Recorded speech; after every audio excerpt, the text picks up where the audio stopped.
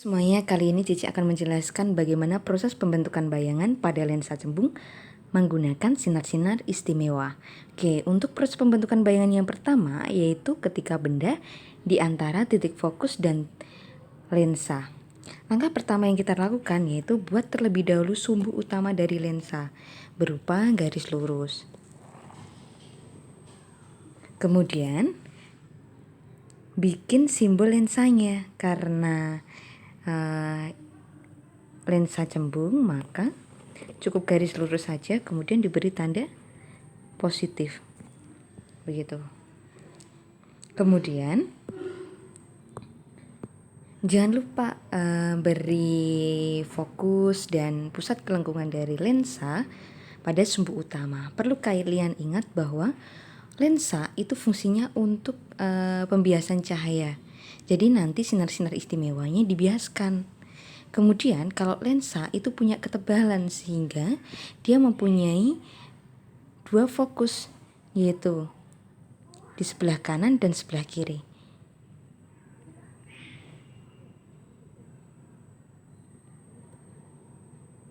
Oke. Kemudian ini bisa kita beri simbol F1 berarti fokus pertama, 2F1 ini berarti pusat kelengkungan cermin pada fokus pertama, kemudian F2 dan 2F2. Jadi besarnya F1 dan F2 itu sama besar. Kemudian kita gambar bendanya. Biasanya simbol benda itu digambarkan seperti anak panah untuk mempermudahnya.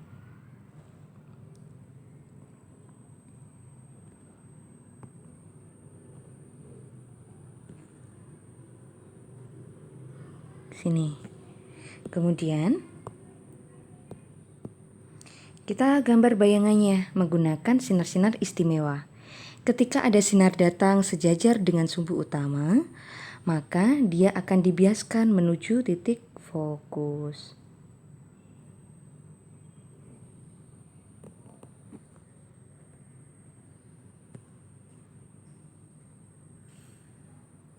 Kemudian yang kedua, ketika ada sinar datang menuju pusat kelengkungan lensa,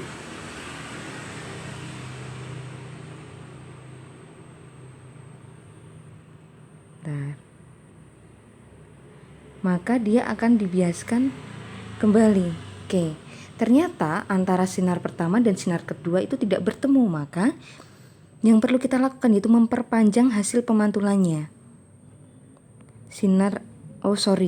Memperpanjang sinar yang dibiaskan. Dan ini juga diperpanjang.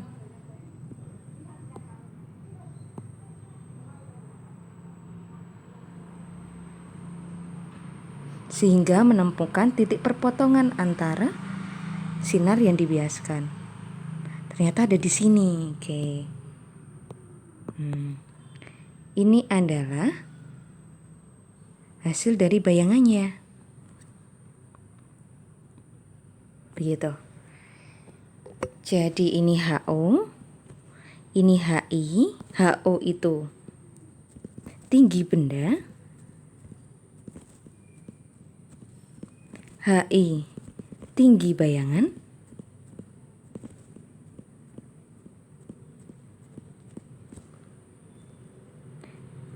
SO jarak benda, kalau SI itu jarak bayangan.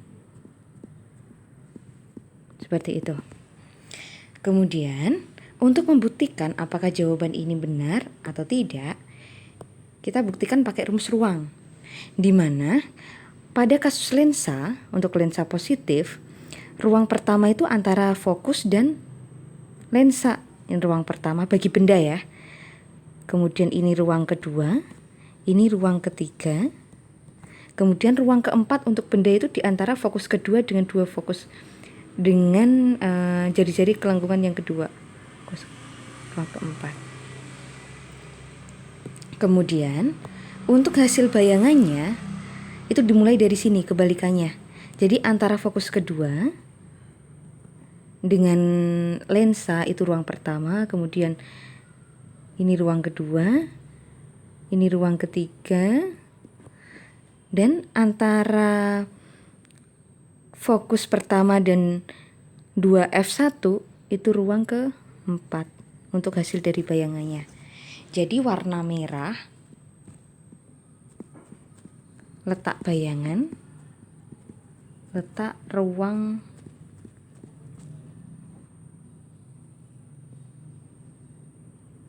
sebentar.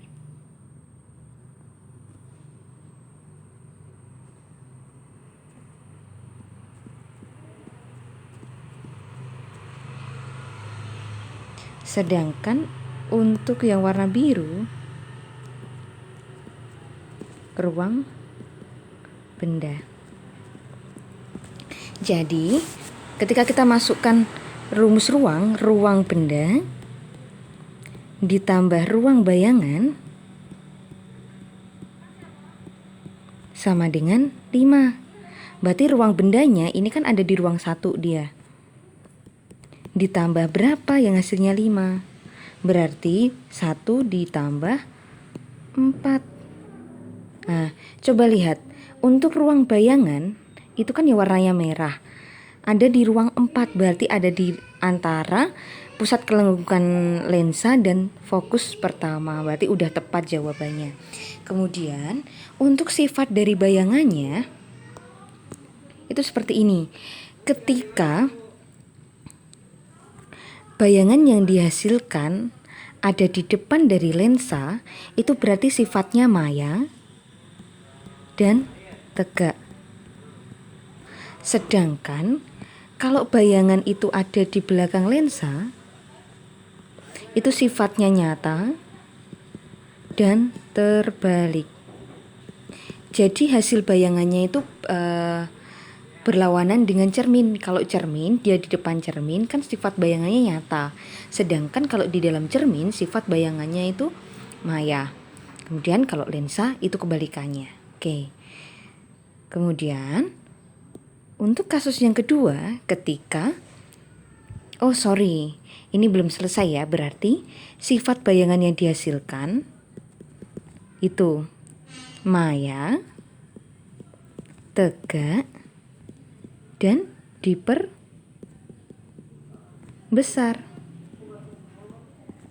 Begitu. Kemudian ketika bendanya ada di antara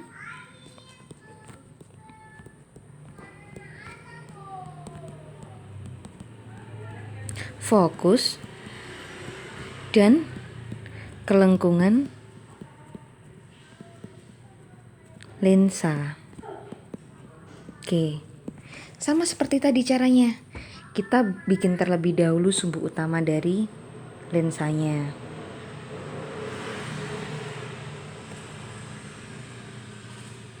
Kemudian kita bikin simbol lensanya berupa garis yang tegak lurus dengan sumbu utama. Kita beri simbol positif. Setelah itu kita tulis besarnya fokus sama pusat kelengkungan dari lensa.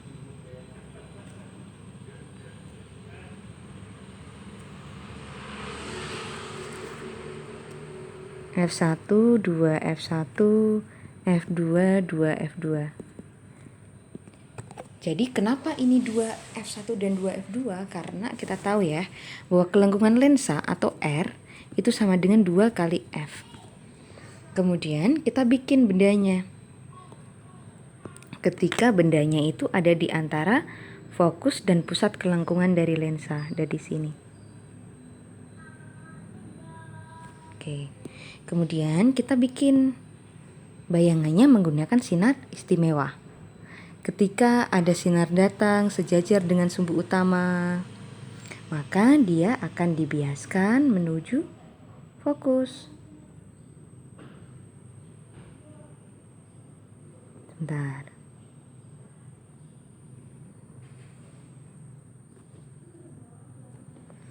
Kemudian yang kedua,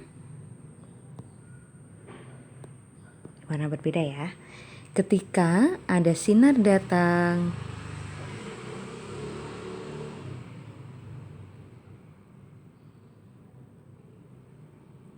menuju pusat kelengkungan lensa,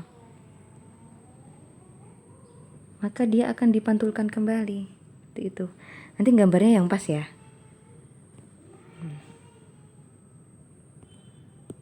Oke.